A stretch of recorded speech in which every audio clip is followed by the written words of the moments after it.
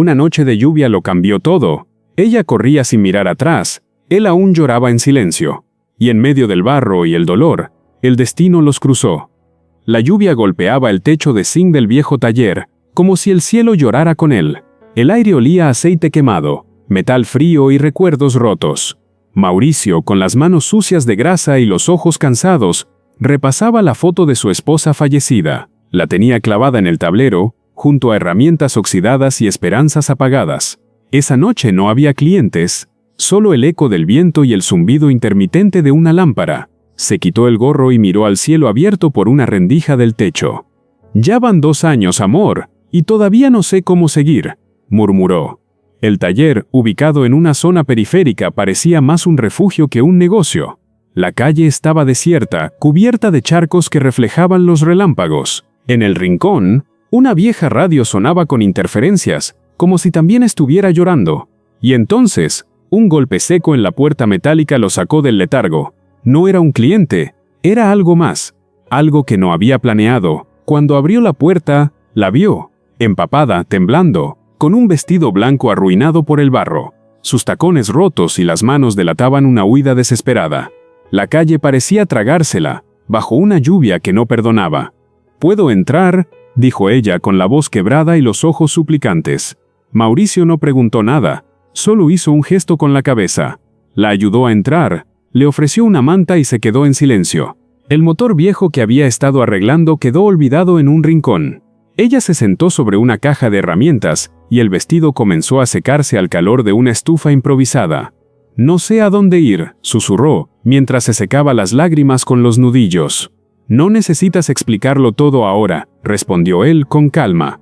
El taller, por primera vez en años, volvió a sentirse humano. Y sin saberlo, en ese instante, algo empezó a moverse dentro de los dos. La madrugada se colaba por los huecos del techo, iluminando parcialmente el taller. Mauricio le ofreció una taza de café tibio en un envase de plástico. «¿Te fuiste de tu boda?», preguntó al fin, con voz pausada. Ella asintió. Se llamaba Camila, una joven rica heredera de un negocio familiar obligada a casarse por conveniencia. «Mi padre, mi prometido, todo era una farsa», dijo con los ojos fijos en el suelo. Mauricio escuchaba sin juzgar. Estaba acostumbrado al dolor, solo que en otras formas. «¿Y tú, por qué vives solo en este taller?», preguntó ella, con sinceridad. Él tragó saliva, miró la foto en la pared y respondió: «Mi esposa murió. Nunca más quise volver a casa, así que vivo acá». El silencio se volvió denso, pero no incómodo.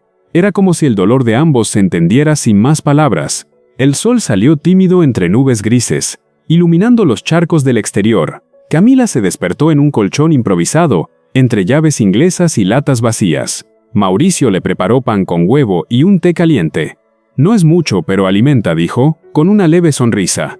Ella aceptó sin quejarse. Se sentía extrañamente cómoda. Le pidió una toalla y fue al baño de atrás a cambiarse. Cuando regresó, llevaba un buzo viejo de él y una expresión más serena. «¿Puedo quedarme unos días? Solo hasta que piense qué hacer». Mauricio dudó por un segundo. Luego asintió. El taller, por extraño que fuera, ya no parecía tan solo. Y Camila, pese a su origen, se sentía por primera vez libre. Aunque todavía no lo sabía, no estaba ahí solo por accidente. En una casa lujosa al otro lado de la ciudad, el padre de Camila gritaba al teléfono: «Encuéntrenla. No va a tirar años de negociaciones por un capricho de niña». Su madre, fría y rígida, apenas derramaba una lágrima. Y si ella no quiere volver, se atrevió a preguntar: «¿No hay opción? Ese matrimonio es parte del acuerdo con los Guzmán», bramó él. Mientras tanto, el prometido, Tomás, bebía whisky y sonreía con rabia. No se va a escapar tan fácil. Camila no era una persona, era una pieza más en su juego de poder. Y aunque aún no sabían dónde estaba, la estaban buscando, con recursos, con contactos y con una amenaza disfrazada de rescate. La cuenta regresiva había comenzado, pero en el taller, el tiempo tenía otro ritmo. Esa tarde, mientras ajustaban una camioneta vieja, Camila sostuvo una linterna y reía. Su cabello recogido, la cara sucia de aceite y una risa auténtica que Mauricio no escuchaba hace años. «Eres buena en esto», dijo él sorprendido. «Nunca me dejaron ensuciarme las manos», respondió ella feliz. La tensión entre ellos empezó a volverse sutil, dulce, inevitable, Compartieron un almuerzo sencillo bajo la sombra de una lona raída, y por primera vez, el dolor se sentó a un lado, en silencio, sin interrumpir.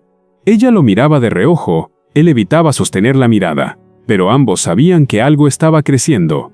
No tenían palabras para ello, ni permiso, solo la certeza de que por algún motivo, no se sentían perdidos. Aunque el pasado aún doliera, el presente ya no era tan oscuro.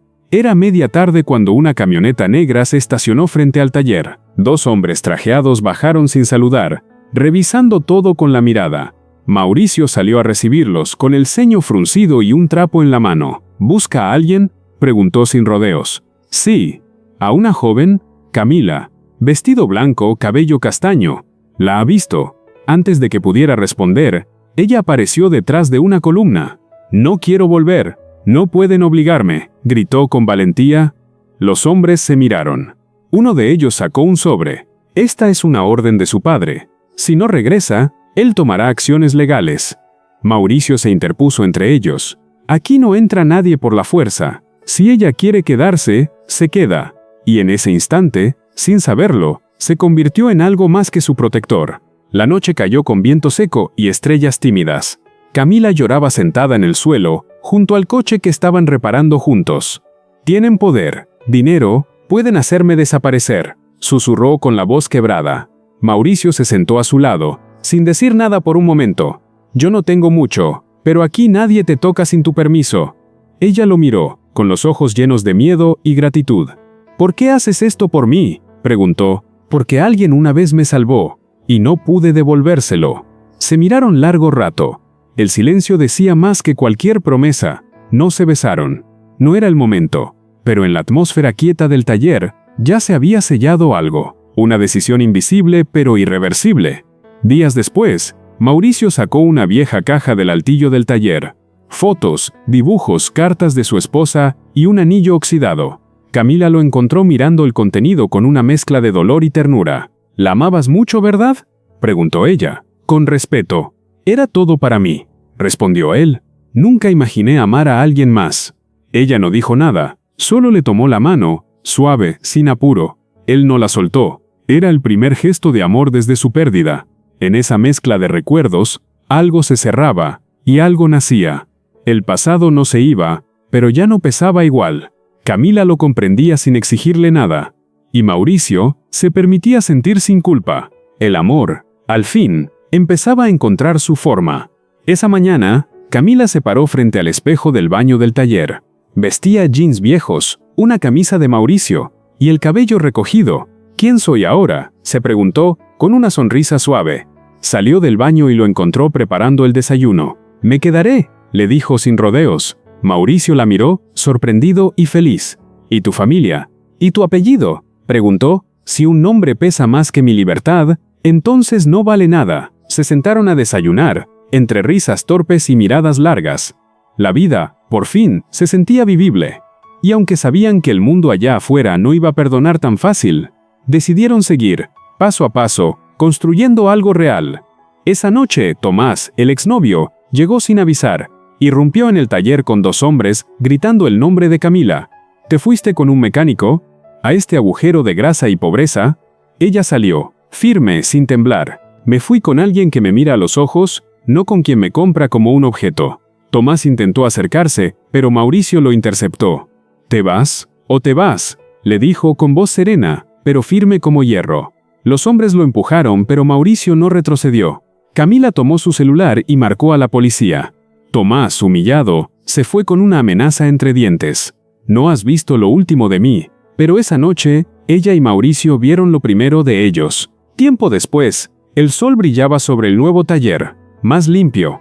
Camila sacó una pequeña caja del bolsillo. Dentro, 2 anillos sencillos. «No sé si crees en los finales felices, pero yo sí».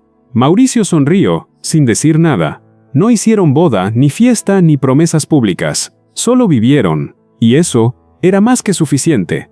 A veces el amor no llega con flores ni fuegos artificiales. Llega mojado, herido, y sin pedir permiso. Llega cuando menos lo buscas y cuando más lo necesitas. Camila escapó de una jaula, y Mauricio volvió a vivir. No se salvaron uno al otro. Se acompañaron, y eso fue su salvación.